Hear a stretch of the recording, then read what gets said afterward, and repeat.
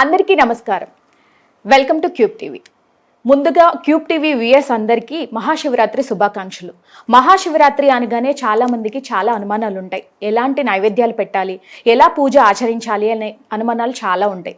So మన అనుమానాలన్నీ నివృత్తి చేయడానికి ఈరోజు మనతో పాటు శివరుద్ర గురూజీ గారు మనతో పాటు ఉన్నారు. సో ఆయనతో మాట్లాడి మన అనుమానాలన్నిటికీ సమాధానాలు తెలుసుకునే ప్రయత్నం చేద్దాం. పదండి. నమస్తే గురూజీ. నమస్కారం. ఎలా ఉన్నారు? ధర్మరక్షణ అమ్మ పరమాత్ముడి పర్యవేక్షణ తల్లి. ముందుగా మీకు మహాశివరాత్రి శుభాకాంక్షలు. ప్రేక్షక మహానీయులకి మరియు ఎన్ని సందర్భాలు వచ్చినా ఒక మంచి స్నేహ దృక్పథంతో పిలుస్తూ ఉంటారు క్యూబ్ టీవీ వాళ్ళు.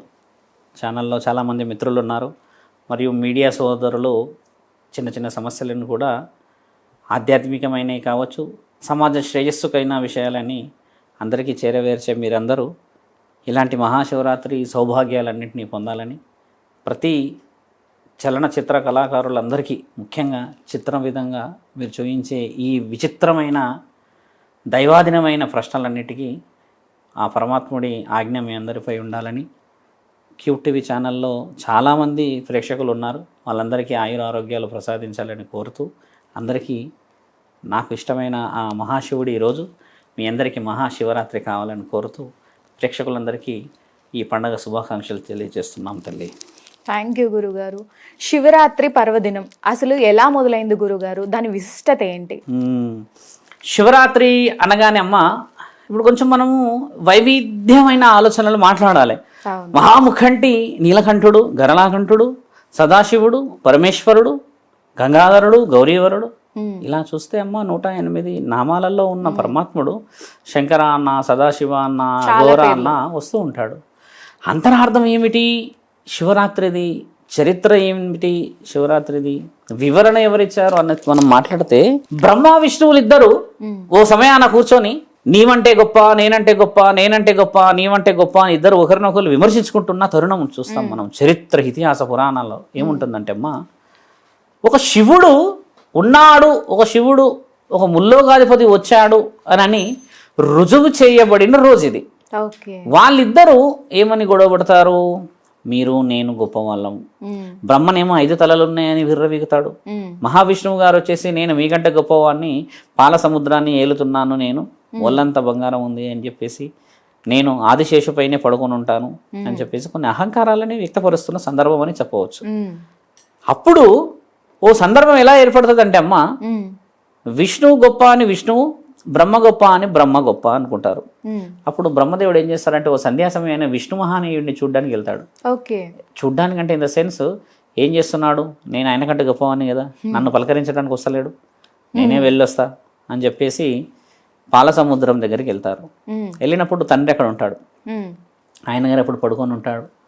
పడుకొని ఉన్నప్పుడు తండ్రి వెళ్ళేసి ఇలా మనం సహజంగా ఎవరైనా అన్నోన్ పర్సన్ దగ్గర పోయి ఏదో సంథింగ్ హింట్ ఇస్తాం, అంటే నేను వచ్చాను అని హింట్, అలా కొంచెం గట్టిగా మాట్లాడాలో చేస్తూ ఉంటాం. అలా బ్రహ్మ అక్కడికి వెళ్ళి చేస్తుంటాడు, అంటే నేను వచ్చాను అని చెప్పడానికి. విష్ణు మహానీయుడు ఏంటంటే బ్రహ్మ ఆయన కంటే చిన్నోడు కదా, విష్ణు గొప్ప అని చెప్పి ఆయన ఆలోచనలు ఉంటాడు కాబట్టి ఆయన లేవోడు కావాల్సుకొని ఆయననే వచ్చి పలకరియాలి నన్ను అని. అప్పుడు బ్రహ్మ అంటాడు, ఏమయ్యా 5 తలలు ఉండి నీకంటే పెద్దవాడిని నేను, నీవు నేను వస్తే లేవట్లేదు, మర్యాద ఇవ్వట్లేదు అని అంటే ఈయనేమంటాడంటే నీకంటే గొప్పవని నేను కదా, నువ్వు నాకు మర్యాద ఇవ్వాలి అని అనుకుంటారు ఇద్దరు.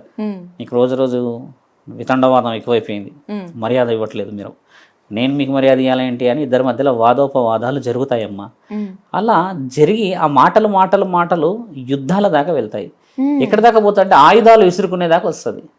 ఆయుధాలు విసురుకుంటారు, ఇంకా విసురుకుంటే అందులో ఎవరు గాయపడతారో వాళ్ళు ఓడిపోయినట్టు సహజంగా. అయితే ఆయుధాలు విసురుకుందామని చెప్పి నిర్ణయించుకున్న సమయానికి ఒకసారి గట్టిగా ఇద్దరు నిర్ణయించుకొని కాసుకుందాం పద అని అనుకునే ఆ సందర్భానికి ఇద్దరి మధ్యలో నుంచి ఒక అగ్నిస్తంభం వెళ్తుంది. తీవ్రమైన వేడితో, అత్యంత కాంతివంతముతో, 1000 కన్నులున్నా కూడా చూడడానికి ఆ కాంతిని తట్టుకోలేని అంత ఆ కాంతిని ఒకసారి అలా మధ్యలో నుంచి వెళ్తుంది, ఇద్దరి మధ్యలో నుంచి. వెళ్ళగానే ఇద్దరు ఒకసారి ఇలా చూస్తారు, ఎందుకంటే ఇద్దరు అప్పటికే అహంతో ఉంటారు కదా, నువ్వంటే గొప్ప నేను గొప్ప అంటాను.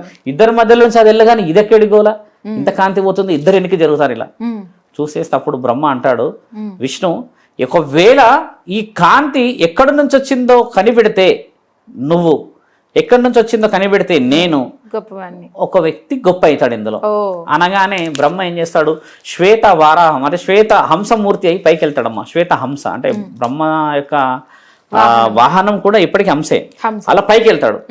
విష్ణు వచ్చేసి శ్వేత వారాహమూర్తి కిందికి వెళ్తాడమ్మా భూమండలానికి.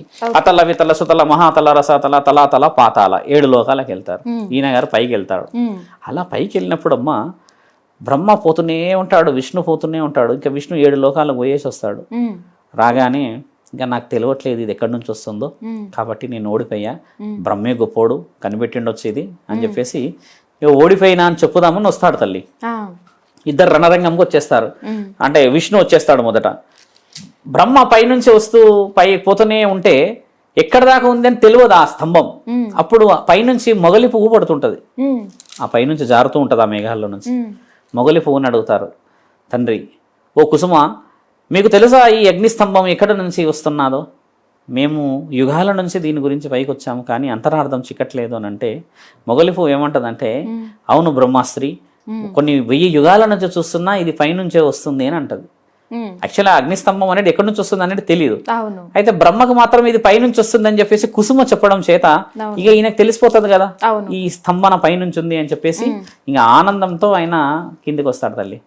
వచ్చి మాటల యుద్ధం కాడ చెప్పుకుంటారు. ఏమని, విష్ణువా ఏం జరిగింది అని అంటే, మమ్మల్ని క్షమించాలి బ్రహ్మ, మేము కనిపెట్టలేకపోయాం, మీరే ఇక పైన గొప్పవాళ్ళు, మమ్మల్ని క్షమించాలి, మేము కనిపెట్టలేకపోయామని నిస్సహాయ స్థితిలో కూర్చుంటాడు. తండ్రి అబద్ధం ఆడాడు అక్కడ. కానీ బ్రహ్మ అది ఎక్కడి నుంచి వస్తుందో కనిపెట్టలేడు, కానీ మధ్యలో ఉన్న ఒక కుసుమ ద్వారా కనిపెట్టడం చేత ఆ అహంకారాన్ని వచ్చేసి నేను కనిపెట్టినా అది పైనుంచి వస్తుంది అని చెప్పే లోపే అది పైనుంచి వస్తుందని ఇలా తల పైకి లేపగానే తండ్రి యొక్క ఖడ్గం వచ్చేసి 5వ తల లేపేస్తుంది బ్రహ్మది. అలా తల లేపేసుడుగానే ఆకాశవాణి వినబడుతుంది, దగ దగ దగ దగ దగవాణి. ఆ అగ్నిస్తంభం ఇలా కదులుతుంటది. కదులుతుంటే ఇద్దరు భయభ్రాంతులకు గురవుతారు, ఏం జరుగుతుంది ఇక్కడ అని అంటే అప్పుడు తండ్రి వచ్చేసి నీలకంఠుడిని నేను అని అంటాడు గట్టిగా. ఎవరు మీరు, ఎక్కడి నుంచి వచ్చారు, ఏంది ఈ మాయ అని అంటే, నేనే లయకారకుణ్ణి, సృష్టి స్థితిగతులని మీ అందరికీ అప్పచెప్పే ఆత్మబంధువుని, ప్రాణదాతని నేను అని అంటే అప్పుడు ప్రాణదాత అయితే మాకు కనబడాలి, మీరు ప్రాణదాత అయితే మీరు ఈ అగ్నిస్తంభం ఎక్కడి నుంచి వచ్చిందో చూపించాలి, మాకు దీన్ని పట్టుకోవడానికి చూడడానికే అది శక్తి సరిపోని సమక్షంలో మరి మీరని ఎలా నమ్మాలి అని అంటే తండ్రి రావుడే అగ్నిస్తంభాన్ని పట్టుకుంటాడు. ఇట్లా దాన్ని చూడడానికే వీళ్ళకి సరిపోని ఆ శక్తి తండ్రి వచ్చి అగ్నిస్తంభాన్ని ఇలా పట్టుకుంటాడమ్మా చేతో. శివుడు వచ్చి ఇలా పట్టుకొని ఇలా చూపిస్తాడు అగ్నిస్తంభాన్ని. ఇలా చూపించినప్పుడు వాళ్ళిద్దరు ఆశ్చర్యపోతారు, అంతటి కాంతిని అంతటి శక్తిని చేతోని పట్టుకోగలిగాడా అని చెప్పినప్పుడు తండ్రి ఏం చేస్తాడంటే, అసలు అంతరార్థం ఏమిటి, ఈ అగ్నిస్తంభం అంతరార్థం ఎందుకు వచ్చింది, అది ఎందుకు అంత కాంతివంతంగా ఉంది, ఆ అగ్నిస్తంభాన్ని మేము ఎందుకు కనిపెట్టలేకపోయాం, సృష్టి స్థితి గతిని మీరు రాసిన వాళ్ళు ఇచ్చిన వాళ్ళు అయితే దాని అంతరార్థం ఎందుకు, ఆ పర్టికులర్ అంటే ఆ ప్రత్యేకత ఏమిటి అన్నప్పుడు తండ్రిని ఏమంటాడంటే, అమ్మా ఈ యొక్క అగ్నిలింగంలోనే నేను ఆత్మలని కొలువు చేసి పెడతాను. ఆత్మలని కొలువు చేసి పెడతానంటే తండ్రి యొక్క గర్భం అన్నమాట అది. తండ్రి యొక్క ఆత్మలన్నీ ఎక్కడ ఉంటాయి తల్లి, శివుడి దగ్గర. మీకు అందరికీ తెలిసిన విషయం అదే కదా. ఇవన్నీ శివుడి దగ్గర ఆత్మలన్నేటివన్నీ అగ్నిలింగంలో ఉంటాయి. అగ్నిలింగం అనేది ఎక్కడుందనంటే తండ్రి శరీరంలో ఉంటుంది. తండ్రి శరీరంలో అగ్నిలింగంలో ఈ ఆత్మలన్నీ ఏం చేస్తాయి, అసలు ఆత్మలు ఏం చేస్తాయంటమ్మా, ఒక మానవ శరీరాన్ని ఎత్తిన స్త్రీ 9 నెలల్లో గర్భాన్ని దాల్చడానికి పరిపక్వత చెందడానికి ఆ ఆత్మ ఏదైతే శరీరం చిన్న పిండం నుంచి మెల్లగా 2 నెలలు 3 నెలలు 8 9 అలా ప్రసవించే సమయం దాకా వస్తుందో అలా ఆత్మ పరిశుద్ధత చెందడానికి కొలువు చేసి పెట్టుకుంటాడు ఆత్మలింగాన్ని అగ్నిలింగంలో. అంటే ఫిల్టరైజేషన్ చేస్తాడు అక్కడ. ఈ యొక్క 9 నెలల గడువు రాగానే తల్లి గర్భం దాల్చి ప్రసవానికి వస్తుంది కదా, దానికి రాకముందు ఆత్మశుద్ధి చేస్తాడంట అందులో అగ్నిలింగంలో. ఓకే, మీరు అగ్నిలింగంలో ఆత్మని శుద్ధి చేస్తారు, వాస్తవమే. కానీ దాని తర్వాత ఏంది అంటే, అక్కడి నుంచి నేను ఈ అగ్నిలింగంలో నుంచి ఇందులో ఉన్న ఈ ఆత్మ పరిపూర్ణమైన స్థితికి వచ్చినప్పుడు దాన్ని నేను ఆత్మలింగంలో వేస్తాను. అదే తల్లి గర్భం. ఆ తల్లి గర్భంలో వేశాక అక్కడి నుంచి 9 నెలల వ్యవధి, మంచి చెడు నిర్ణయాలు, దుఃఖము, ఆనందము, ఎన్నో ఎన్నో ఎన్నో బాధ్యతలని నేను అప్పచెప్పి 9వ నెల ఆజ్ఞతో నేను బయటికి తీసుకొని వస్తాను అంటే తండ్రి అలా ఎలా అంత వివరణ లేదే మీరు చెప్పిన దాంట్లో, ఇంకొంచెం మాకు అర్థమయ్యేలా చెప్పండి మహాత్మా అని అన్నప్పుడు తండ్రి వివరిస్తాడు.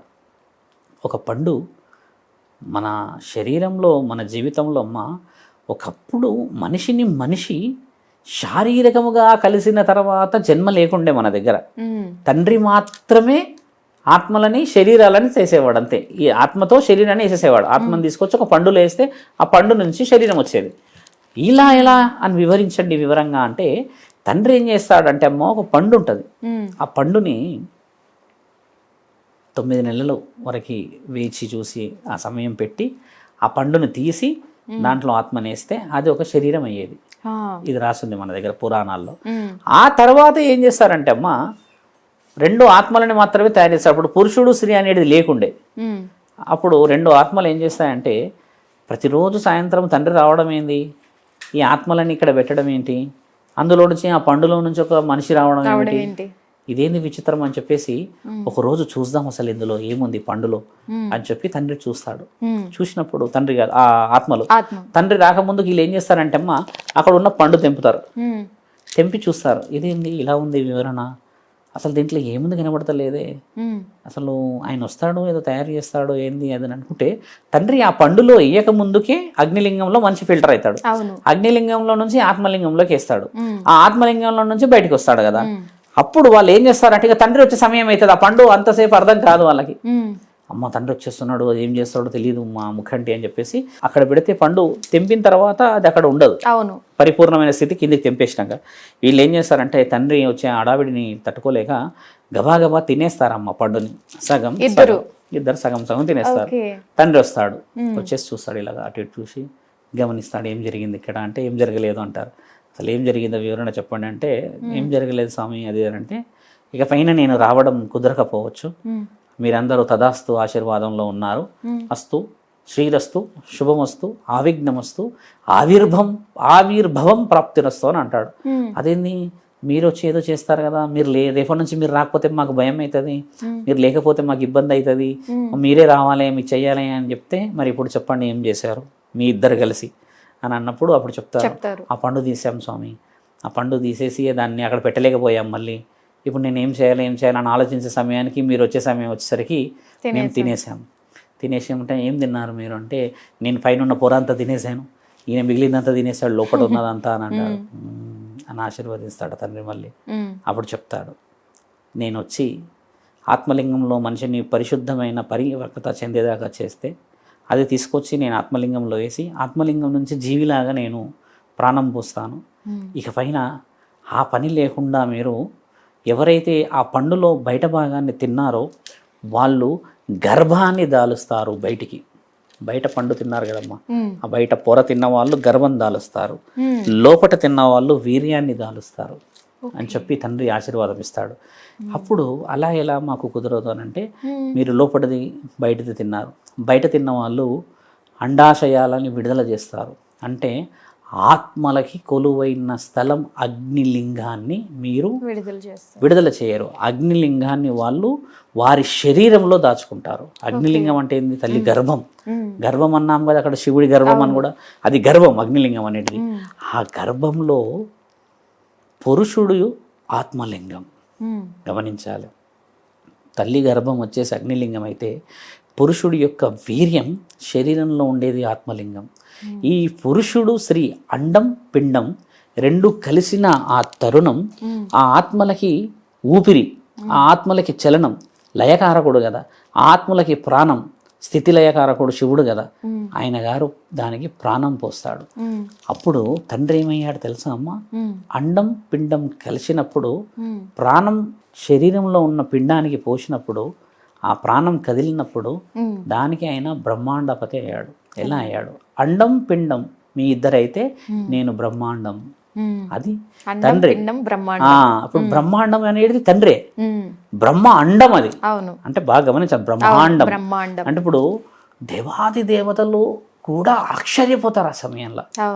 నేను ఈ విధమైన స్థితిగతులని రాసి ఉంచాను బ్రహ్మ విష్ణువ, ఆత్మని నేను మానవ శరీరాలకి, ఆ శరీరంలో ఉన్న చలనాలకి, ఆ చలనంలో ఉన్న జీవిత సౌభాగ్యవతుల ఇహలోక పరలోకములో ఉన్న సుఖభోగ సౌభాగ్యాలని అనుభవించడానికని ఆవిర్భవకర్తని నేను అని వివరిస్తాడు. ఆహా, ఎంతటి మధురమైన వివరణ మీది. ఆత్మలింగం, అందుకు ముందు అగ్నిలింగమా? అగ్నిలింగంలో నుంచి మీరు ఆత్మలింగంలోకి ఒక ప్రవేశాన్ని చేసి ఆ ఆత్మలింగాన్ని తల్లి గర్భంలో వేస్తారా? ఆ తల్లి గర్భంలో నుంచి మళ్ళీ జీవుల ఆవిర్భావం మొదలైందా? ఇంతటి క్రియా ప్రక్రియని మీరు చేస్తున్నారా?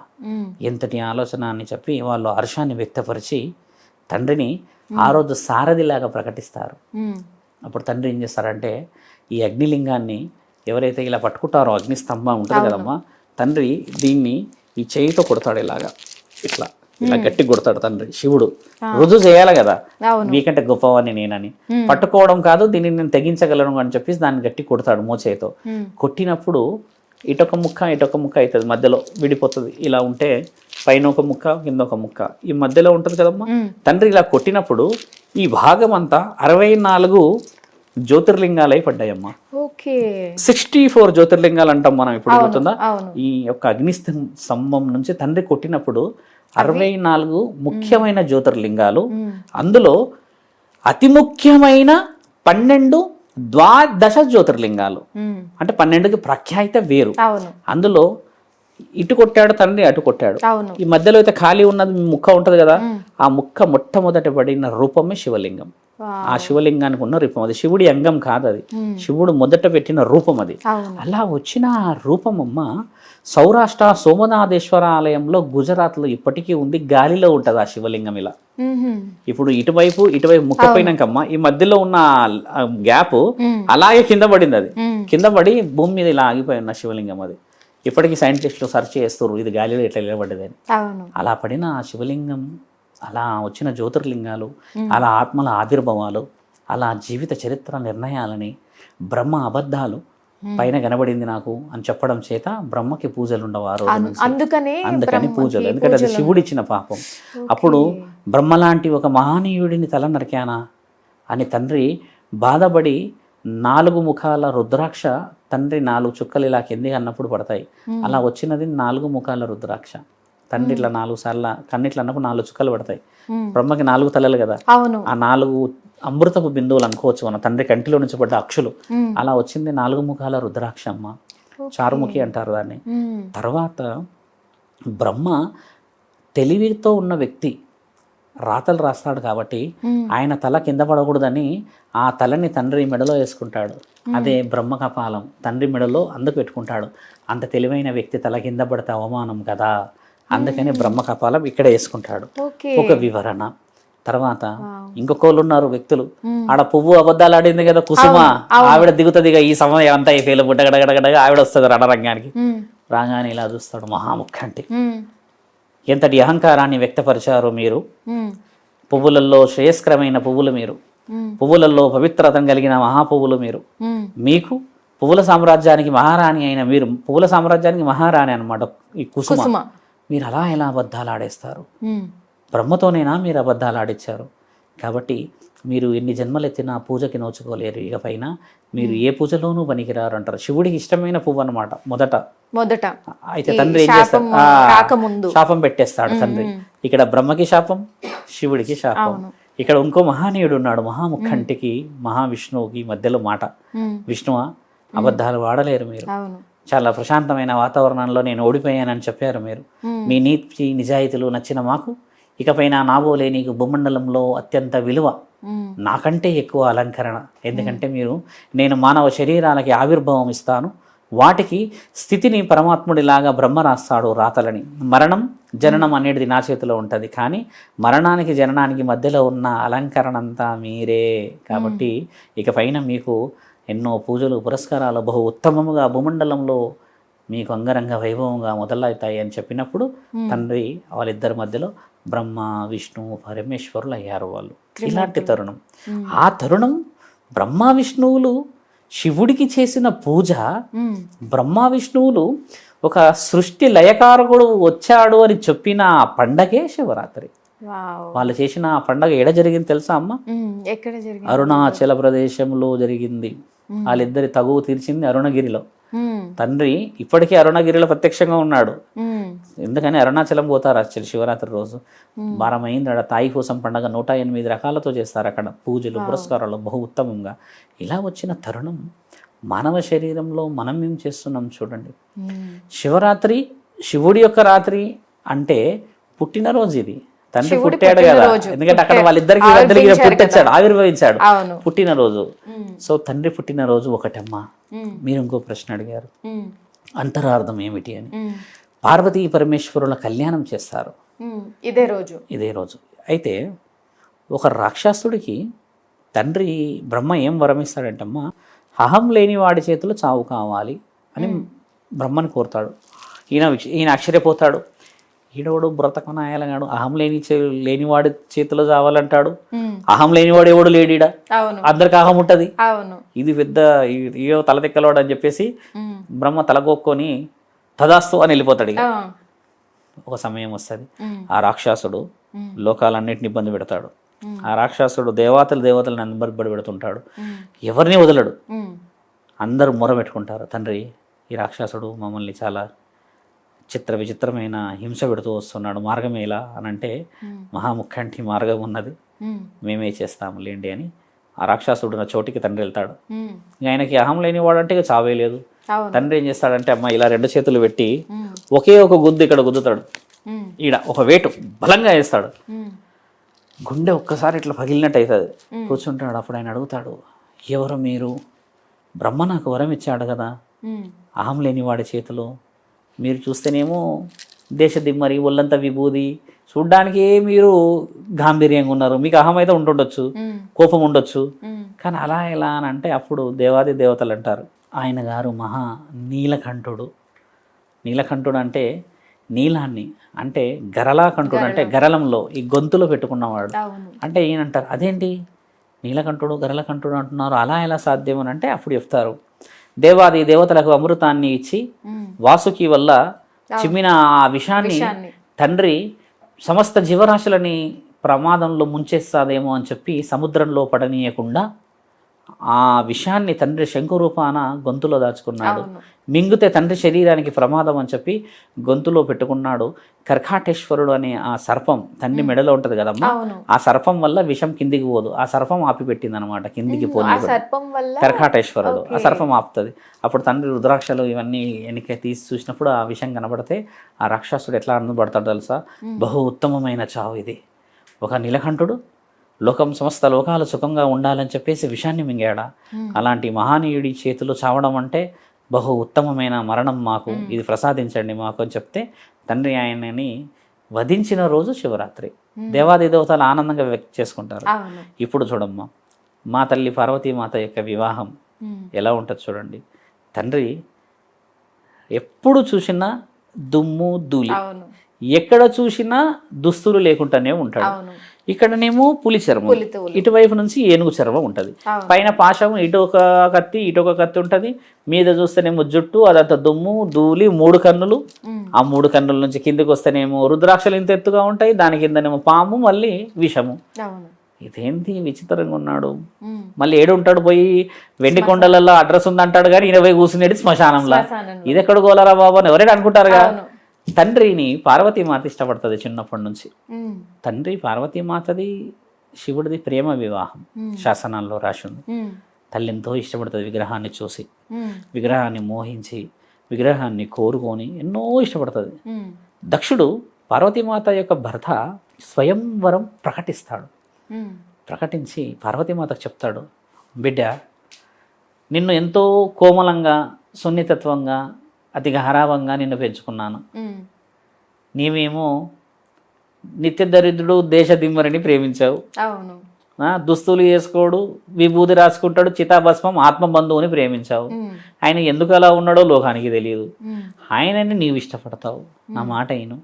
తెల్లారితే స్వయంవరం ప్రకటించాము, దేశాలను దాటి రాజులు వస్తున్నారు, నిన్ను ఇష్టపడిన వాళ్ళు లేకపోతే నీవు ఇష్టపడిన వాళ్ళు ఎవరైనా ఉంటే స్వర్ణమాల అంటే బంగారంతో ఉన్న ఆ మాలని వారి మెడలో వేయవలెను, మీకు తక్షణమే మేము కళ్యాణాన్ని చేయగలము అని అంటారమ్మా. అన్న తరుణాన్ని తల్లి కొంచెం సస్యమీర అంటే ఒప్పుకోవచ్చు ఒప్పుకోపోవచ్చు అన్నట్టు ఉంటూ ఉన్న తరుణంలో మహాముఖంటి ఈ విషయం ఆ విషయం ఆయనకు చేరుతుంది, కానీ ఆయన ఏం చేయడు, అలానే ఉంటాడు కూర్చొని. ఎందుకంటే తల్లి అనుమతితో సమస్య అక్కడ, తల్లి అనుమతితోనే ముందు పరిష్కారం కదా. అందరు వచ్చి వాళ్ళ చిత్ర విచిత్రమైన ప్రదర్శనలు చేస్తారు. ఇక రాజు అంటే ఇక వీరుడు చూపించాలి కదా, కండలు చూపెట్టాలి, గుర్రాలు చూపెట్టాలి, కత్తి సాము కర్ర సాము ఈయన చూపిస్తుంటే అందరినీ తల్లి చూసి ఆ యొక్క బంగారం దండ తీసుకొని మెల్లిగా ఇలా పట్టుకొని వస్తుంది. శివుడు అప్పటికి విశ్వాచారి, ముల్లోకాధిపతి, అప్పటికి దేవుడే, అప్పటికి అందరికి అధిపతి అయిన. అలా వస్తున్న తరుణంలో తల్లి ఆ దండ తీసుకొచ్చి ఆ ప్రాంగణంలో ఉన్న శివ విగ్రహానికి వేసేస్తుంది. శివుడి విగ్రహానికి అందరూ చూస్తుండగా కోపం వస్తుంది దక్షుడికి. పార్వతి, నీ అహంకారం చాలు, విగ్రహానికి నీవు పూలదండ వేసినంత మాత్రాన శివుడు వస్తాడా? దక్షుడు గీసిన ఈ ఒక ధర్మరక్ష దాటి వస్తాడా? నా బిడ్డకి నేను ఎలా పెళ్లి చేయాలో తెలియదా? ఆయన ఒళ్ళంతా విభూతితోని నిత్య దరిద్రులా ఉంటే ఇంత కుసుమంగా ఇంత సుకుమారంగా ఉన్న నిన్ను ఎలా ఇయ్యగలను నేను? నా తండ్రి ప్రేమకి విలువ లేదా? అది ఇదని చెప్తే అమ్మ బాధగా చూస్తుంది ఆ విగ్రహాన్ని. నేనేం చేయాలి? స్వయంవరం ప్రకటించారు. తండ్రి ఆవేదన, తల్లి ఆవేదన. నీవేమి ఇక్కడ ఉన్నావు విగ్రహాల్లో, రావు, నేనేం చేయాలి అని చెప్పి తండ్రి ఒకంతా అలా తండ్రిని ఒక ఈ గదవ పట్టుకొని పూలదండ ఇచ్చినట్టు అంటాం కదా, అలా తండ్రిని ఇలా అంటదో లేదో తండ్రి వచ్చి నిలబడతాడు ఇలా శివుడు త్రిశూలం పట్టుకొని. ఒక్కసారి ఇట్లా సభని ఇలా చూస్తాడు, అని గట్టిగా అని అంటాడు. అనేవరకు దక్షుడికి ఇక్కడ లేని కోపం. వచ్చావా మాయలాడి, నువ్వు వచ్చావా భూతనాథుడివి, నా ఇంటికే వచ్చేంత ధైర్యం ఉందా నీకు అని అంటాడు. తండ్రి త్రిశూలాన్ని ఇలా తీసి ఇలా అని పార్వతీమాతని ఇలా తీసుకుంటాడు. ఒకసారిగా మాయమైపోతాడు. అక్కడి నుంచి మాయమైపోగానే ఒకసారి సభ ఆశ్చర్యంగా ఉంటుంది, బాధలో ఉంటుంది, కోపంలో ఉంటుంది. అప్పుడు పార్వతీమాతకి శివుడు ఇచ్చిన మాట ఏం తెలుసా తల్లి? ఈరోజు చాలామంది ఆడపిల్లలు తెలుసుకోవాలి, యువతి యువకులు. తండ్రి ఏమంటాడు తెలుసా? పార్వతి, నీవు నన్ను ఇష్టపడడంలో అర్థం ఉంది, నేను నిన్ను ఇష్టపడడంలో మహాపరమార్థము దాగి ఉంది, కానీ తల్లిదండ్రులు మెచ్చలేని పెళ్ళి ఎప్పటికీ పెళ్ళి కాదు. నేను నీ ఇంటికాడ నిన్ను వదిలిపెడతా. అమ్మా నాన్నలను మీరు ఒప్పించి స్వయంవరమో లేకపోతే పెళ్లి రోజు మీరు నిర్ణయిస్తే నేను ముహూర్త బలం రోజు వస్తాను అని అన్నప్పుడు తండ్రిని మాట కాదని లేక అమ్మ సరే అంటే ఇంటి దగ్గర వదులుతారమ్మ. అప్పుడు తల్లిని ఇంటికాడ వదిలినాక అమ్మ వచ్చినాక ఇంట్లో అయితే కదా చివాట్లు ఆవాట్లు డివాట్లు అన్నీ కొట్లాట. తల్లి అంటది నాకు శివుడే కావాలి. ఆఖరికి పార్వతీమాత తల్లి ఏముంటుందంటే, సరే ఇక నీ ఇష్టం, నీ వితండవాదమే నిజం, కానీ నాకు ఆ బూడిద రాసుకొని ఆ నెత్తిలో చందమామ పెట్టుకొని ఆ జుట్టంతా దుమ్ము ధూళితో పెట్టుకొని ఇటొక ఆయుధం పెట్టుకొని ఆ త్రిశూలం పెట్టుకొని రాకూడదు. అందరిలాగా రాజులాగా రావాలి, యువరాజులాగా ఉండాలి, చూడ్డానికి బాగుండాలి అని కొన్ని వివరాలు అందిస్తారు. ఈ నోట ఆ నోట తండ్రికి చేరుతుంది మాట. తండ్రి యోగ నిద్రల నుంచి లేచి, ఓహో అత్తగారి ముచ్చట బహు ముచ్చటగా ఉన్నది, ఖచ్చితంగా తీర్చేదము మేము అని సరే అని మాట పంపుతాడు. అలా పంపించినాక అమ్మ ముహూర్తం ఖరారు చేస్తారు పెళ్ళిది.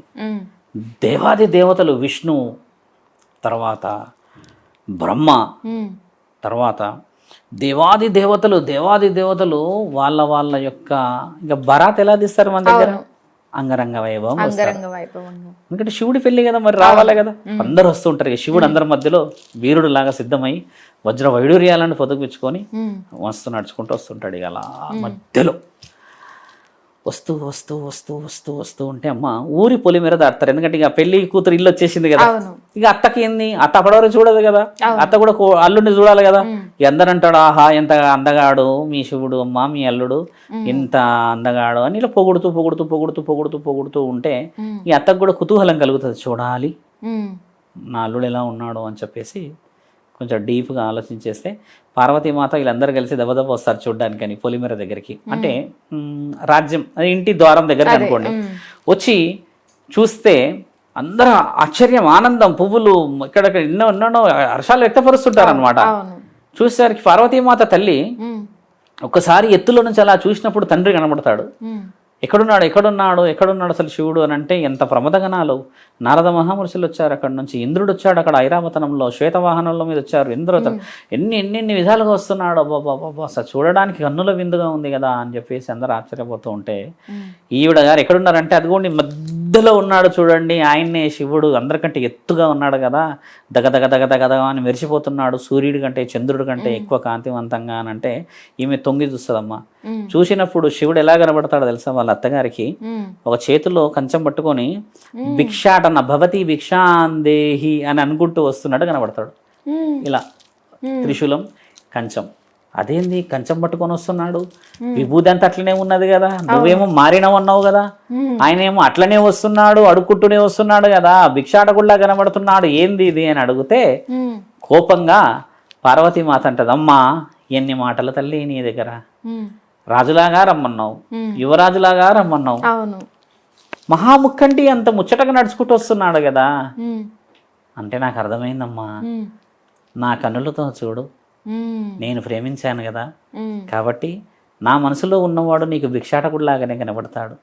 అదే నీవు ఇష్టపడి ఉంటే నీ అల్లుడు నీకు అల్లుడిలా కనబడతాడా, నేను ఇష్టపడ్డా కాబట్టి నా కళ్ళతో నువ్వు చూడలేవు కాబట్టి, నా ఇష్టం నీ ఇష్టం లేదు కాబట్టి నన్ను తక్కువంచనేసావా అమ్మ అని చెప్పి అది ఇదనంటే కొంచెం కోపాలు తాపాలు అయితే పెళ్లి జరుగుతుంది. ఆ మహా పెళ్లి జరిగిన రోజు కూడా ఈ రోజే శివరాత్రి. శివరాత్రి అనేది శివుడి పెళ్లి రోజు కూడా, శివుడు పుట్టిన రోజు కూడా, రాక్షసుడిని వధించిన రోజు కూడా. ఇదమ్మా మీరు అడిగిన శివరాత్రి. ఇన్ని ప్రత్యేకతలు ఉన్న శివరాత్రి, మరి శివరాత్రి కాకపోతే ఏమవుతుందమ్మా? అది శివరాత్రి. మానవ శరీరంలో మానవుడు మీరు అన్నట్టుగా ఉపవాస దీక్షలను పాటించడం, రుద్రాక్ష వివరణలు పొందడం, దాంట్లో ప్రత్యేకత స్థితిగతులను పొందడం చెప్తాం మేము. ఎందుకంటే చాలామందికి తెలియాల్సిన సమయం. మహాముఖంటి పెళ్ళి ఇలా జరిగినప్పుడమ్మా చాలా ఆనందాన్ని అందరూ వ్యక్తపరుచుకుంటారు.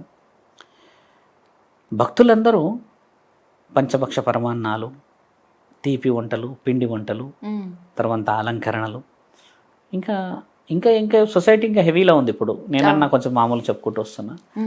తండ్రి ఏం చేస్తాడంటే ఈ భక్తి లోపిస్తుంది మనోళ్ళ దగ్గర, అంటే భక్తుల దగ్గర భక్తి లోపించి ఆర్భాటమే కనబడుతుంది, కనబడుతుంటుంది. అసలైన వాళ్ళని, నిజంగా ఆకలితో ఉన్న వాళ్ళని మర్చిపోతున్నారు. అలా తరుణం వచ్చినప్పుడమ్మా శివ కళ్యాణం అవుతున్న రోజు తండ్రి వస్తాడు. శివుడి కళ్యాణం అవుతున్న రోజు బాగా గుర్తుపెట్టుకోవాలి. శివుడిది కళ్యాణం అయ్యే రోజు తండ్రి అక్కడికి వచ్చి కరెక్ట్గా ధూపదీప నైవేద్య ప్రణాళికలు చేస్తున్న సమయంలో భవతి భిక్షాందేహి అని అంటాడు. వచ్చి అనగానే కోపం వస్తుంది అందరికీ. ఇప్పటికి కూడా మనకి పెళ్లిలో పందిరో ఏదో వేసినప్పుడు ఎవరన్నా వచ్చి అడిగితే కోపం వస్తుంది కదా, ఎలవయ్యా ఇంకా మొదలు కాలేదు నువ్వేంది అంటాం, ఇది సహజంగా. అలా తండ్రిని హెచ్చరిస్తారు, ఏమయ్యా ఇంత జ్ఞానం లేదు మీకు, పార్వతీ పరమేశ్వరుల కళ్యాణం అయ్యా, ఆ కళ్యాణం అయ్యేటప్పుడు మీకు పెట్టడం ఏంది, అపవిత్రం, శుభం కాదు అని కొన్ని విషయాలు కోరుతాడు. ఇలా కోరినాకమ్మ తండ్రి మళ్ళీ భవతి భిక్షాందేహి అంటాడు. అంటే ఏమయ్యా అర్థం కావట్లేదా మీకు, కొద్దిసేపు ఆగాలి, మీరు పెళ్లి జరగడమా లేకపోతే మీరు వెళ్ళిపోవడమా, అంతే, పెళ్లి జరిగేంత వరకు మేము పెట్టలేం, మీరు వెళ్ళిపోవచ్చు ఇక్కడ నుంచి అని అంటే తండ్రి మూడోసారి భవతి భిక్షాందేహి అని చెప్పేస్తే అందరూ వచ్చి తోయడానికి వస్తారు. ఇక తోయడం అంటే కొంచెం కోపం వస్తుంది కదా, ఎంత చెప్పినా అడుగుతున్నాడు ఈయన అని. అప్పుడు శివుడు ఏమంటాడంటే అమ్మా, శివుడి రూపాన రాడు ఆయన, ఆయన ఒక ముసలివాడి రూపంలో పాతగా ముసలివాడై దుమ్ము ధూళిలో కడుపు పట్టుకొని చేతిలో కంచం పట్టుకొని వస్తాడు. ఆ ముసలి అతన్ని చూసి తక్కువ అంచనేస్తారు వీళ్ళు. అప్పుడు శివుడు ఏమంటాడంటే, వృద్ధుడు, ఏమయ్యా పార్వతీ పరమేశ్వరుల కళ్యాణం అంటున్నారు, విందు భోజనాలు అంటున్నారు, ధూపదీప నైవేద్యాలు అంటున్నారు, మీరు బుక్కెడు భువన్ నాకు పెట్టేస్తే ఆ పార్వతీ పరమేశ్వరులు అపవిత్రమవుతారా, మీరు కొద్దిగా భోజనం నాకు నిజంగా ఆకలి అవుతుందయ్యా మాకు ఇచ్చేస్తే మీ పార్వతీ పరమేశ్వరులు పారిపోతారా, ఈ పూజ తీసుకోకుండా మీరు చేసిన కళ్యాణం వద్దంటారా, ఇదెక్కడి ప్రపంచం అయ్యా, మీ పరమేశ్వరుడు మీకు నేర్పించలేదా అవసరం ఉన్నవాడికి ఆకలైన వాడికి సహాయం చేయాలని, ఇదెక్కడి నియమం మీది అని అంటే, ఇలా ఎలవయా ఎల్లు నీ వెతండవాదము నువ్వు అని తండ్రిని తోసేస్తారు. తండ్రికి చాలా చాలా బాధ.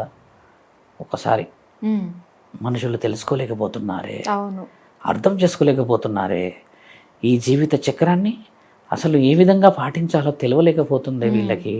నిజంగా ఆకలితో ఉన్నవాడికి సహాయం చేయమని నేను బ్రహ్మ విష్ణువులకే వివరిస్తే, అహం లేకుండా నేను ఒక రాక్షసుని చంపేస్తే, నీతి నిజమ నిబంధనలతో పార్వతీమాతని నేను ఆ ఇంట్లోనే ప్రేమించి పెళ్లి చేసుకుంటే అసలు విలువ లేకుండా వీళ్ళున్నారే అని చెప్పేసి, ఆకలితో వచ్చిన వాళ్ళని మీరు ఆకలి పెట్టకుండా, అన్నం పెట్టకుండా, అధర్మాన్ని మీరు ధర్మమని మీరు వాదిస్తున్న ఈ రోజు ఆకలి విలువ మీకు తెలియాలి.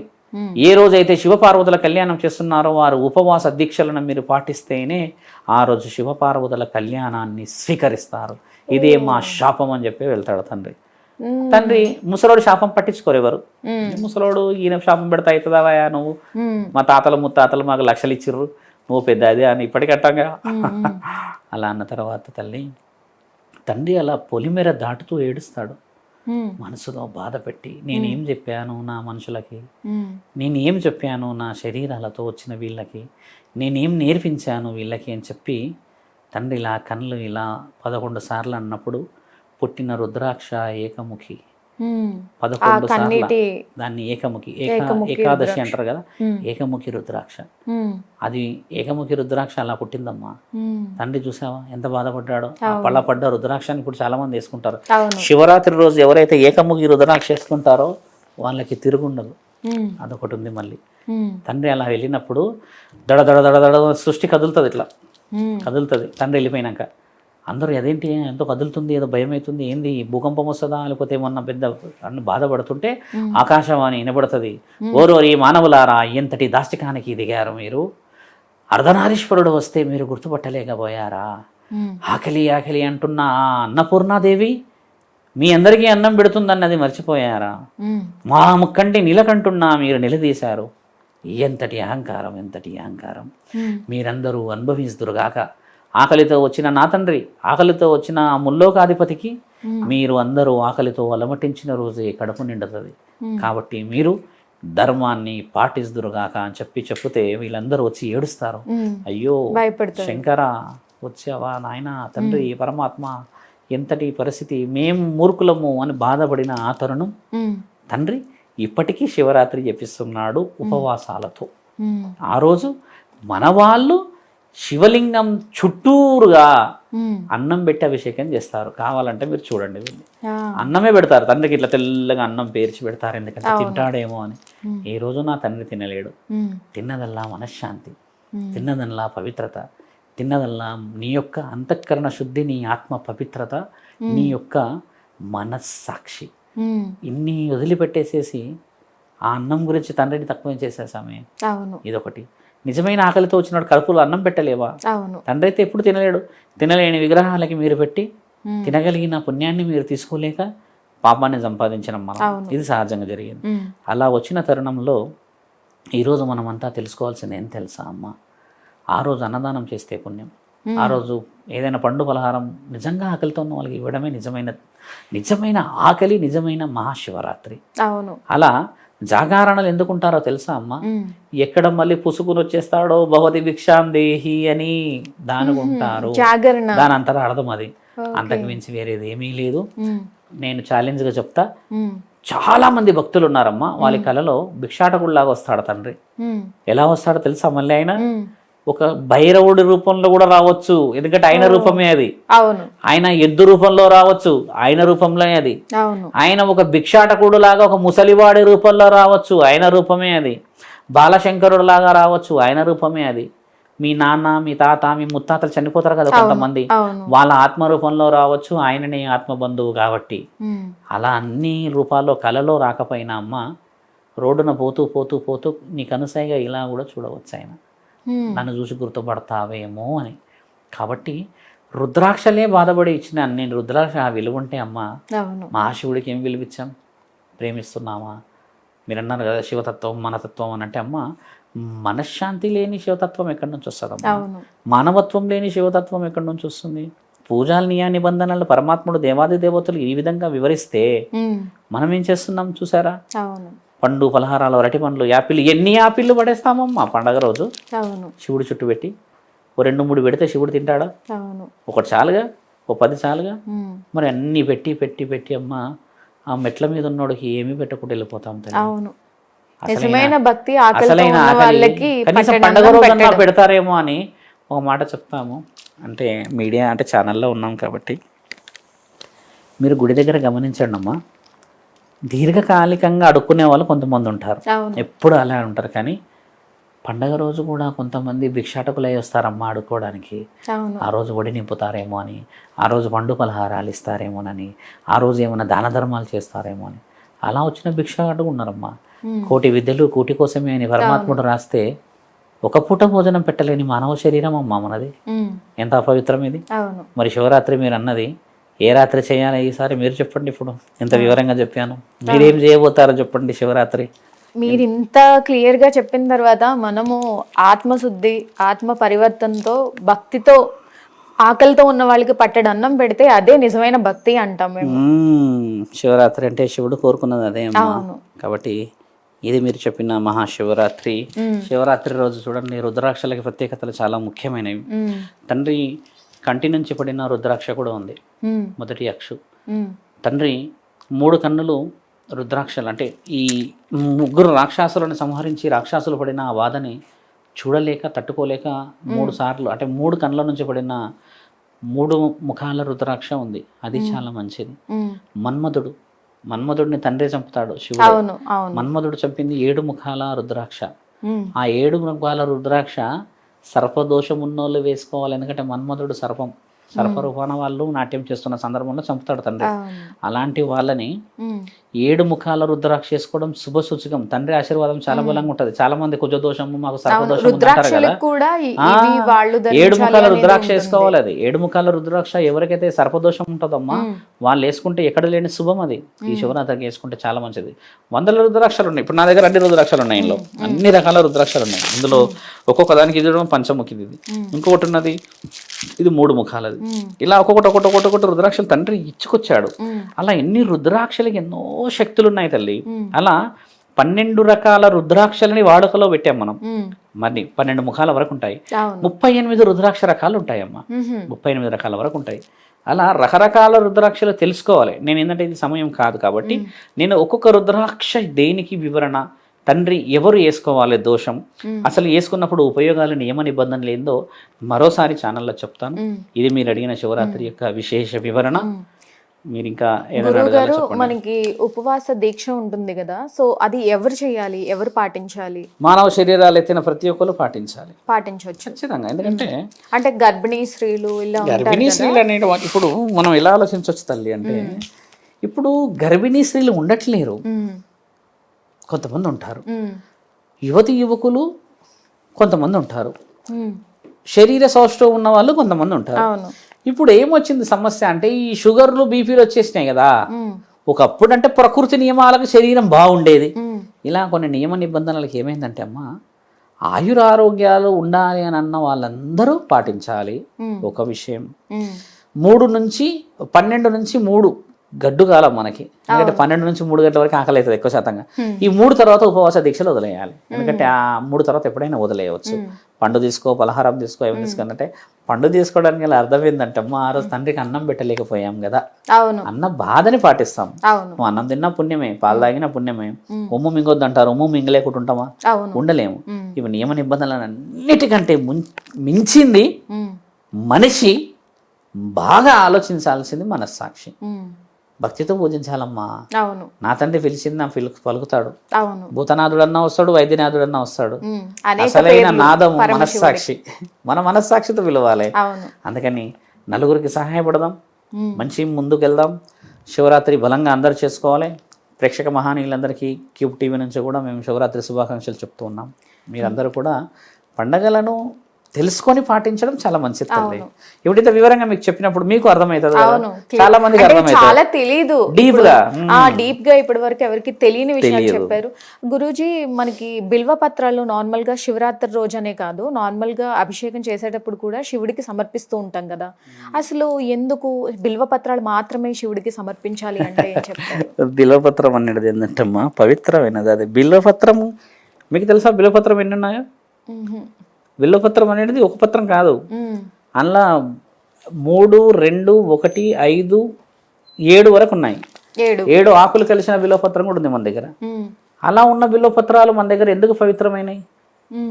శివుడి యొక్క పత్రాలు, శివుడు ఇష్టంగా స్వీకరించిన ఏకపత్రం అది. శివుడు ఏదైనా రాయాలి, శాస్త్రం శివుడు రాసినవి కూడా ఉన్నాయి, గ్రంథాలు తెలుసా? మరి ఏదైనా పాటించాలి పవిత్రమైన అంటే అవన్నీ శివుడు ఇష్టంగా, శివుడి యొక్క ఆనందానికి పెట్టుకున్న పత్రాలు అవన్నీ. బిల్వ పత్రంలోనే ఉంది కదమ్మా ఆయన రాసుకున్న రాత అని. అది ఇష్టం. పత్రం అంటే ఏంది? It's a letter.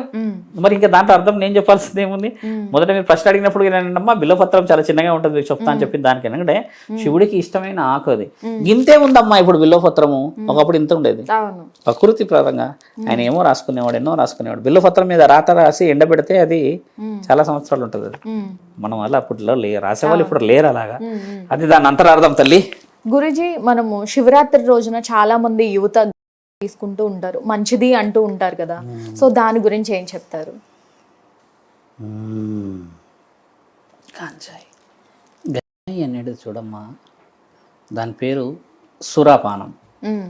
సురాపానం అనేది సురానంలోనే అసుర, రాక్షసులు తీసుకునేది. అవును.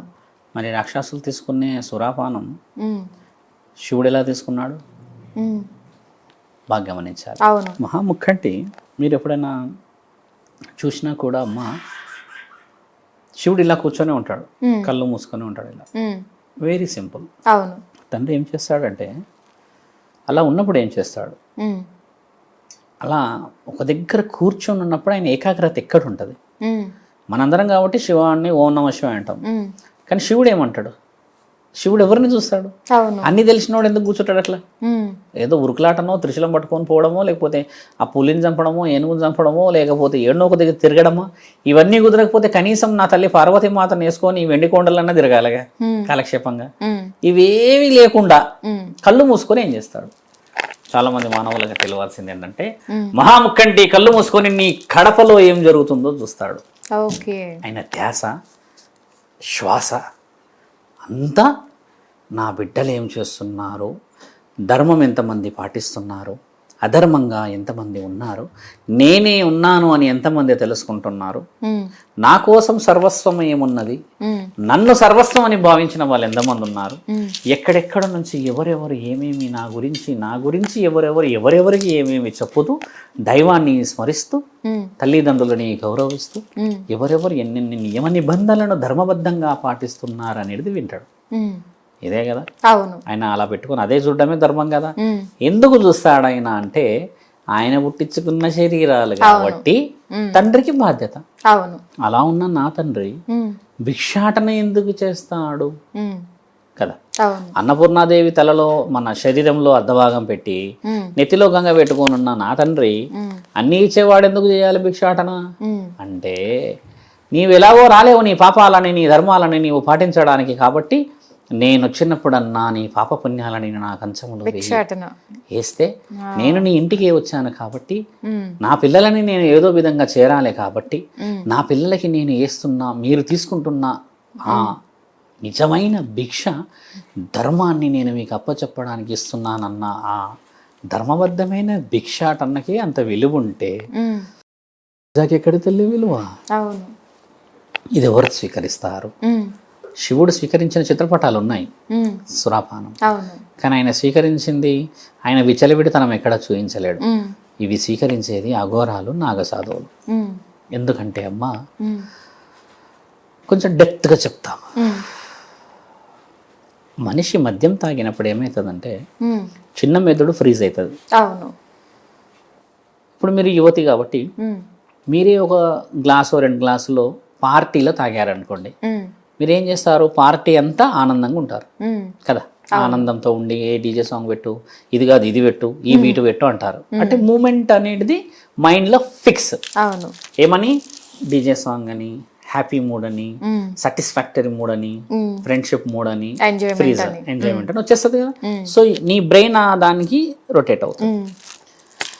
ఒకవేళ మీరు మద్యం 3, 2, 4 తాగినప్పుడు నన్ను వదిలిపెట్టి వెళ్ళిపోయాడు, మోసం చేశాడు అని మొదలు పెట్టారనుకోండి, ఈ టాపిక్ అంతే అదే ఉంటుంది ఇక. అంటే ఇక్కడ ఏంది, నువ్వు ఎక్కడి నుంచి అయితే నువ్వు కాన్షియస్ ని గ్రిప్ లకు తేవాలనుకున్నప్పుడు ఆ ట్రిగ్గర్ చాలా ముఖ్యమైనది. Whether it is happy, whether it is just sad discussion. If you go sad, if you go happiness అంటే ఈ ట్రిగ్గర్ చాలా ముఖ్యమైనది. ఇదే నీ బ్రెయిన్. అఘోరాలు నాగసాధువులు ఏం చేస్తారంటే, హర హర మహాదేవ శంభో శంకర మహేశ్వర పరమేశ్వర పాహిమాం పరమేశ్వరాయ నమః అని ఇలా కళ్ళు మూసుకుంటారు. అది స్వీకరించినప్పుడు ఇలా పెట్టి ఇలా అన్నప్పుడు అది ఇక్కడి నుంచి శ్వాసలో నుంచి మెదడు వరకు పోయేలోపు ఈ మంత్రం చెప్పేస్తారు వాళ్ళు. అప్పుడు ఏమవుతుందమ్మా బ్రెయిన్ కనెక్ట్ అయిపోతుంది. ఎక్కడ కనెక్ట్ అవుతుంది అది? అది ఆ మంత్రం ఎవరి కోసం? అది శివుడి కోసం. మరి ఇప్పుడు వాళ్ళు ఇలా కూర్చోవడం అర్థం ఉందా లేదా? అవును, ఖచ్చితంగా కదా. దానికోసం స్వీకరించేదానికి ఈ వీధుల్లో తిరిగి మనం తాగేదానికి అర్థం ఉందా తల్లి? అఘోరాలు నాగసాధువులకి ఆయననే ప్రపంచం కదా. అవును. మరి నీకు ఇల్లుంది, సంసారం ఉంది, అమ్ముంది, అక్కుంది, చెల్లుంది, బాధ్యతలు ఉన్నాయి, ఈఎంఐలు ఉన్నాయి, అప్పులు ఉన్నాయి, మంచోడు ఉన్నాడు, చెడ్డోడు ఉన్నాడు. అన్నిటికీ మించి నీ దేహానికి ఒక ఏజ్ ఉంది. అంటే దానికి 50 ఏళ్ళు 60 ఏళ్ళు, దాని మద్యం తాగితే పాడవుతుందనో లేకపోతే ఇంకేదో అయితే ఇంకేదో అని కొన్ని ఉన్నాయి. ఇన్ని నీకు ఉన్నప్పుడు ఇది తాగాలని ఇక్కడ రాసిందమ్మా. అది వాళ్ళు స్వీకరించాలని అక్కడ ధర్మబద్ధంగా పరమాత్ముడి దగ్గర నుంచి రాసున్నది. వాళ్ళు మంచకొండల్లో ఉంటారు. వాళ్ళకి నీలాగా నాలాగా వంకాయలు, ఆలుగడ్డలు, బెండకాయలు తెచ్చుకునే పని ఉండదు కదా. మంచు కొండల్లో ఉంటారు కదా. ఎక్కడో 25 కిలోమీటర్ల కొండలో ఉన్నోడు కిందికి దిగగలడా ఊరికే? అవునా వాదా వాస్తవం. అందుకని వాళ్ళు ఇలా ఈ ఎడమకాలు కుడిబాలు వైపు ఇలా వేసి ఈ శరీరాన్ని ఇటు భాగం ఇలా పెట్టి ఈ త్రిశూలాన్ని ఇలా పెడతారు పైకి. అంటే త్రిశూలం పెద్దది ఉంటుంది వారు ఇలా పెట్టి దాన్ని ఇలా చూసుకుంటుంటారు అంతే. అంటే మెదడుని పరమాత్ముడికి అప్పచెప్పేస్తారు. వాళ్ళ ఏకాగ్రత అంతా కూడా ఆత్మని పరమాత్మకి అప్పచెప్తారు కదమ్మా. ఇవన్నీ మానవ శరీరాలకి కుదిరని పనులు. నీ బాధ్యత అంతా ఆ రోజు శివపురాణం వినాలి, ఆ రోజు నీ బాధ్యత అంతా గుడిలో గడపాలి, ఆ రోజు నీ బాధ్యత అన్నదానాలు చేయాలి, ఆ రోజు విధంతా మనం డప్పు కొడదాం. ఏమని? యావత్తు భక్తుజనులందరూ సాయంత్రం సమయానికి జాగారానికి రావాల్సిందిగా శివపురాణాన్ని ఒక సాధువు వచ్చి చెబుతున్నాడు, మన పురోహితుడు మన పంతులు గారు వచ్చి చెబుతున్నారు, అందరూ కుటుంబాలతో రావాల్సిందిగా, వచ్చేవాళ్ళు ఏదైనా ప్రసాదము లేదా వచ్చేవాళ్ళు ఏదైనా కొబ్బరికాయో ఇంకేదో స్వీకరణ తీసుకొస్తే ఎంతో బలం మనందరికీ అని చెప్పొచ్చుగా. అలా చెప్తున్నారా ఇప్పుడు? మరి చెప్పరు. ఎందుకంటే ఎవరి ఫ్లెక్సిబిలిటీ వాళ్ళు తీసుకుంటారు తల్లి. ఒక హోమం చేస్తున్నారంటే గుడిలో పంతులే కూర్చుంటాడమ్మా, కుటుంబాలు కూర్చో. శివరాత్రి రోజు మహారుద్రయాగం చేసిన వాళ్ళకి 7 జన్మల పుణ్యం అంట రాసుంది శివపురాణంలో. గుడిలో శివుడి ఆలయంలో శివరుద్ర సాధు వచ్చి చెప్తలేడు విషయం, శివుడే చెప్పిన మాట. ఆ రోజు రుద్రాభిషేకాలు చేసి ఆ రోజు శివరుద్ర సాధువు చెప్పిన విషయాలను కాకుండా శివుడు శాసన ఇతిహాస పురాణాల్లో తాళపత్రాల్లో తాళ గ్రంథాల్లో చెప్పిన విషయ వివరణలో మనకు ఋషి పరంపరలో మన ఋషువులు అందించిన మహా నిక్షిప్తమైన నిజాలేని తెలుసా అమ్మ. కుటుంబం అంతా హోమంలో పాల్గొని ఆ పాల్గొన్నప్పుడు పంచభూతాల్లో ఉన్న అధిపతి మనందరింటికి నిజంగా రాడా? నా పిల్లలు నా కోసం పూజ చేశారా? నా పిల్లలు నా పెళ్లి కోసం ఇంత ఆర్భాటం చేస్తున్నారా? ఊరూరు అంత శివనామస్మరణాన్ని వినిపిస్తున్నారా? అయ్యో ఇంత బహుత్తమమైన పండగనా అని చెప్పి నా తల్లి పార్వతీమాత మళ్ళీ రావాలి తండ్రిని పట్టుకొని. రాయ పోయి చూసొద్దాము, ఎంతసేపు శ్మశానంలో నా కూర్చునేది అని చెప్పి నా తల్లి తేవాలి. అలా అందరి కలలో తండ్రి కనబడాలమ్మా, పార్వతీ పరమేశ్వరులు వచ్చినట్టు. అది కదా నిజమైన పండగ. నీవు కోల్పోంది, నువ్వు చేసుకోంది, నీ స్వార్థానికి నువ్వు నిర్ణయించుకొని రావయ్యా అంటే వస్తాడా తల్లి? మన వాళ్ళు మన కన్న తల్లే అన్నం పెట్టదు అడగండి. మహాముక్కంటి ఎలా నీ అనుమతి లేనిది రాగలడమ్మా నీ ఇంటికి? కడపకి మనం అలకం, కాళ్ళకి పసుపు పెట్టం, మెడకి పసుపు, మొహానికి పసుపు పెట్టి స్నానం చెయ్యం. కూర్చుండి మీ హెయిర్ ఎలా ఉంది? పిశాచ బంధువులాగా వెనక్కి వేసి పువ్వులు పెట్టుకున్న బంధం ఎలా ఉంటుంది? పెట్టుకోగలము? మల్లెపూలతో పాటు ఇంకో పూలు ఎర్రవి ఉంటాయి కదమ్మా, దాని కనకమరాలు. ఈ పువ్వులు ఆర్టిఫిషియల్ గా పెడుతున్నారు. నేను ఎంత ఆశ్చర్యపోయానంటే మొన్న ఒక పెళ్లిలో ఎవరి నెత్తిలో చూడు ఆర్టిఫిషియల్ గా పువ్వులు. అసలు నేను మర్చిపోయా, చాలా సేపు గమనించానమ్మా. చూస్తున్నా అందరి నెత్తిలో ఒకటి పువ్వులు తెల్లగా మెరుస్తున్నాయి. ఆఖరికి ఉండబట్టలేకమ్మా నేను కొంచెం దగ్గర పోయి చూసేవరకు అది గవ్వల్లాగా ఉన్నాయి పువ్వులు తెల్లగా, ఆర్టిఫిషియల్. ఎక్కడ ఈ ప్రపంచం తల్లి? మనిషి వేసుకున్న అన్ని వస్తువులు ఆర్టిఫిషియల్ అయ్యాయి కానీ మనసాక్షి కాలేదమ్మా. అది కానియొద్దు తల్లి. అది అయిపోతే ఇంకా దేవుడు లేనట్టే. మహాముక్కంటి 3వ కన్నులో దాగుంది అగ్ని. ఓపిక నశించిందా ఇలా తెరిచి ఇలా అంటే అయిపోయాయి, దానికి ఆహుతి అయిపోతారు అంతే. ఇక ఊరుకుడే పరిగెత్తుడు, ఎక్కడ ఉరుకుతారో కూడా తెలియదు ఇక. అలా నా తండ్రి ఎప్పుడు చేయడు. దానికంటూ అర్థం ఉంది అలా తండ్రి ఎందుకు అగ్ని పెట్టుకున్నాడని. ఇంత వివరణ ఇచ్చిన దాంట్లో తల్లి నీ ఇష్టం, అది శాస్త్రం. అది ఒక మాట చెప్తాను, ఇప్పుడు నీకు ఒక 20-30 ఏళ్ళు ఉన్నాయి అనుకున్నా కూడా చిన్నప్పుడు మన అమ్మ మన నాన్నలు ఉమ్, ఇక్కడ ఏదైనా తాగాల చేయాలన్నా ఇంటి కడపలోనే తాగేవాళ్ళు. అవును.